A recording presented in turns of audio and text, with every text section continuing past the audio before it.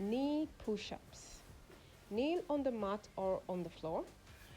You can either bring your feet together or just place them the way you wish. Place your hands in front of you, flat on the floor, and they should be slightly wider than your shoulder. Okay? Tuck in your pelvic bone to activate your core and your glutes. Do not arch your back here because you're going to start having back pain. When you are facing down, lower your body to the floor. Make sure that your chest is touching the floor. Take a deep inhale and exhale when you are pushing back up to the starting position. Repeat this movement for 10 to 12 repetitions in 3 rounds.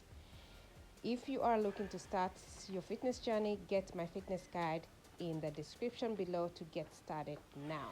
See you in the next